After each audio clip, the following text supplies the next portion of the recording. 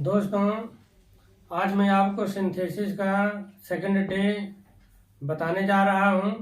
आप आर्यन सर मछली शहर का यूट्यूब चैनल देख रहे हैं।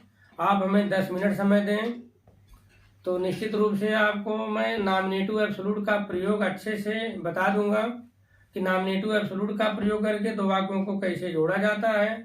इसके पहले के वीडियो में मैंने पार्टिसिपल के बारे में बताया कि पार्टिसिपल में 3 प्रकार होते हैं: प्रेजेंट पार्टिसिपल, पास्ट पार्टिसिपल और परफेक्ट पार्टिसिपल।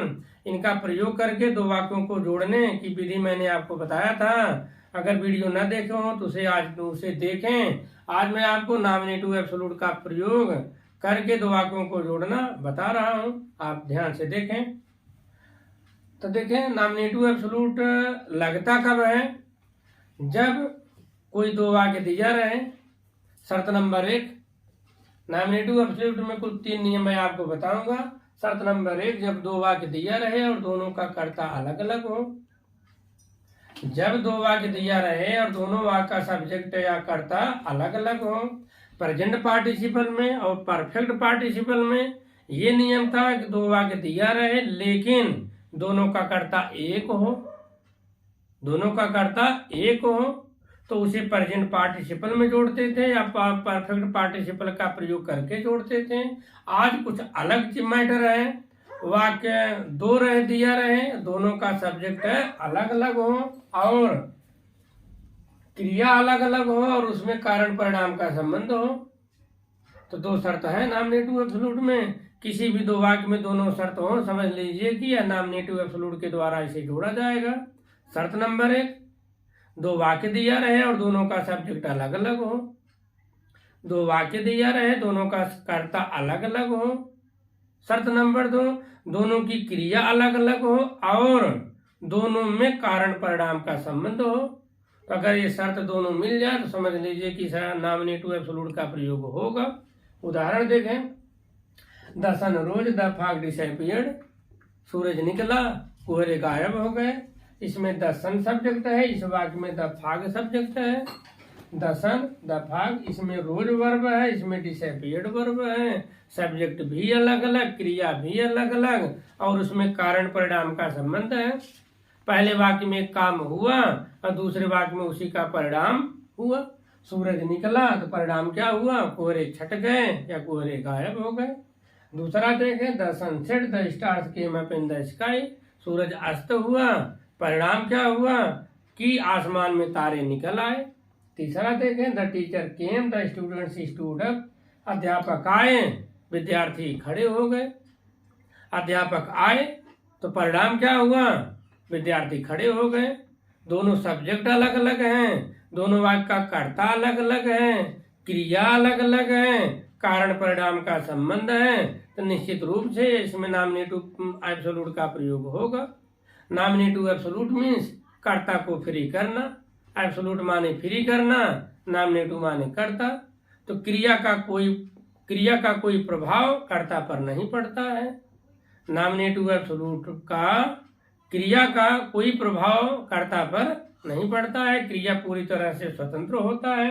आइए देखें इसको बनाते कैसे हैं। रूल नंबर 1, शर्त नंबर, आप समझ गए, कर्ता अलग अलग हो, क्रिया अलग अलग हो और कारण परिणाम का संबंध हो। तो नॉमिनेटिव एब्सोल्यूट का प्रयोग करते कैसे हैं? तो सबसे पहले आप कर्ता लिख लीजिए, जो काम पहले हो उसका कर्ता लिख लीजिए। उसके बाद हैविंग और उसके बाद क्रिया का third form, having plus third form, having plus third form plus comma plus दूसरा वाक्य ज्यों का त्यों। दूसरा वाक्य ज्यों का त्यों।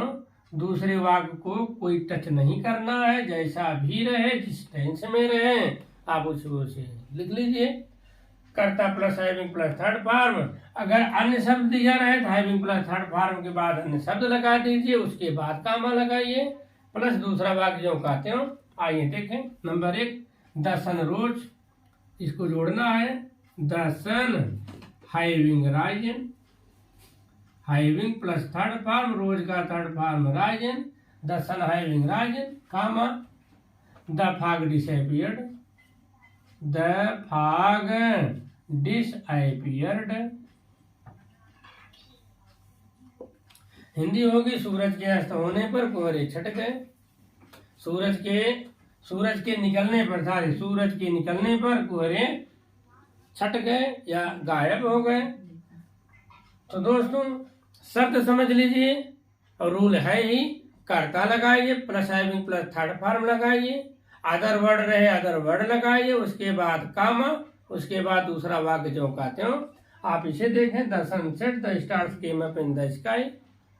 तो क्या होगा, the sun having set comma the stars came up in the sky. The teacher came the students stood up. एक बार गौर से सुन लीजिएगा कि टेंस चाहे जो हो, टेंस चाहे प्रेजेंट इंडेफिनिट हो, चाहे पास्ट इंडेफिनिट हो, चाहे फ्यूचर इंडेफिनिट हो, कोई फर्क नहीं पड़ता। नियम तो नियम, पहले आप कर्ता लगाइए, उसके बाद हैविंग प्लस थर्ड फॉर्म लगाइए, उसके बाद अन्य शब्द, उसके बाद कामा, उसके बाद दूसरा वाक्य जो कहते हो। The teacher came the students stood up.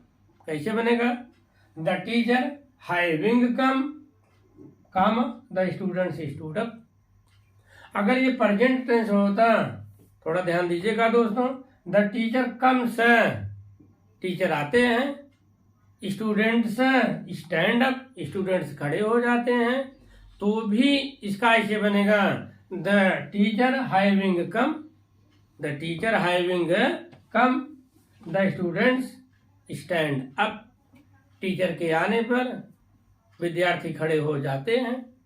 तो आप ये चौथा, ये पांचवा ये लगा सकते हैं। अब देखें दूसरा नियम, रूल नंबर टू, जब किसी वाक्य में ईजे मार रहे या वाज वर रहे या विल शैल रहे, माने टेंस सहायक क्रिया दिया रहे, जैसे 6, 7, 8 देखें, the weather was stormy, the plane got late, it was horrid, the students did not go to school, it was cold, no one went out, the class work was over, the boys left the class. जब किसी वाक्य में ये मार हो या was वर हो या विल शैल हो या विल बी शैल बी हो, तो देखें नॉमिनेटिव एब्सोल्यूट का प्रयोग कैसे होता है। तो उसका नियम है, पहले कर्ता लगा दीजिए, उसके बाद बीइंग लगा दीजिए, उसके बाद अन्य शब्द, बीइंग के बाद अन्य शब्द, उसके बाद कामा प्लस दूसरा वाक्य ज्यों का त्यों, दूसरा वाक्य ज्यों का त्यों। अब यही आपको समझना है कि हैविंग प्लस थर्ड फॉर्म कब लगाना है, कब बीइंग लगाना है। तो जब ईजे मार रहे, जब वाज वेयर रहे, जब विल शैल रहे या विल बी शैल भी रहे, तो आप हैविंग प्लस थर्ड फॉर्म मत लगाइए। क्या लगाना है, सिर्फ बीइंग लगाइए। देखें, the weather was stormy, the plane got late. इसका देखें, इसमें वाज लगा है, इसमें भी वाज लगा है, इसमें भी वाज लगा है, इसमें भी वाज लगा है। तो सारे रूल्स में वाज ईजे मार वाज वेयर है। तो देखें इसका होगा, द वेदर, पहले कर्ता आप लगा दीजिए, उसके बाद being, the weather being stormy, the weather being stormy, comma लगा दीजिए, दूसरा वाक्य जो का त्यों लिख दीजिए, द प्लेन गॉट लेट, मौसम तूफानी था, प्लेन को देरी हुई। ठीक, आप इसको ऐसे बनाइए। फिर it was horrid, the student did not go to school, it. अब क्या लगाए, जब ईजे मार रहे हैं तो क्या लगाना है, बीइंग लगाना है, बीइंग लगा दीजिए, it being a holiday comma, the students did not go to school, it was cold, no one went out. क्या इसको भी मुझे बताना पड़ेगा, इसको आप खुद करो दोस्त। अब आप देखें नियम नंबर 3 की क्या शर्त है, जब दो वाक्य दिया रहे, दोनों का कर्ता अलग अलग हो, क्रिया भी अलग अलग हो और वाक्य पैसिव वॉइस में हो, तो कैसे बनता है। तो देखें, कर्ता plus having been plus third form plus अन्य शब्द, अगर है तो अन्य शब्द, प्लस कामा, प्लस दूसरा वाक्य जो कहते हो, दूसरा वाक्य जो कहते हो। यही 3 नियम से नॉमिनेटिव एब्सोल्यूट का प्रयोग करके 2 वाक्यों को जोड़ते हैं। पैसू में रहे तो having been plus third form, active voice में रहे तो हैविंग प्लस थर्ड फॉर्म। पहला नियम क्या था? कर्ता plus having plus third form plus अन्य शब्द प्लस कामा प्लस दूसरा वाक्य जो कहते हो। जब पैसू रहे तो कर्ता plus having been plus third form plus दूसरा वाक्य जो कहते हो। देखें, the captain was killed, the army fled, कप्तान मारा गया, सेना भाग गई। तो देखें ये पैसू वॉइस है, इजे मार के बाद थर्ड फॉर्म है, वाज के बाद से लेने थर्ड फॉर्म है, द लेटर वाज रिटन ये भी थर्ड फॉर्म है। जब is am was were will be shall be के बाद थर्ड फॉर्म आ जाए तो समझ लीजिए कि वाक्य पैसू वॉइस में है। तो देखें, the captain was killed, the army fled का इसका सिंथेसिस कैसे करेंगे। तो पहले क्या लिख दें? द कैप्टन, द कैप्टन, अब हैविंग प्लस बीन लगा दें, the captain having been, third form already है ही, killed comma, the captain having been killed कामा।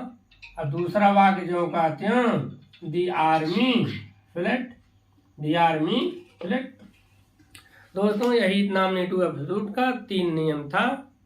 एक एक्टिव वॉइस में कर्ता plus having plus third form plus अन्य शब्द प्लस कामा प्लस दूसरा वाक्य जो कहते हो। दूसरा नियम था जब इजे मार रहे, वाज वर रहे, विल शैल रहे तो कर्ता प्लस बीइंग प्लस अन्य शब्द प्लस कामा प्लस दूसरा वाक्य जो कहते हो। तीसरा नियम था जब वाक्य पैसू वॉइस में हो तो कर्ता plus having been plus third form plus अन्य शब्द प्लस कामा प्लस दूसरा वाक्य जो कहते हो। अब आप देखें, the letter was written, he posted it at once. इसे आप कर सकते हैं, बिल्कुल कर सकते हैं, कीजिए। तो मेरा वीडियो अच्छा लगे दोस्त इसे शेयर करें, सब्सक्राइब करें और मेरा हर टॉपिक देखते रहें।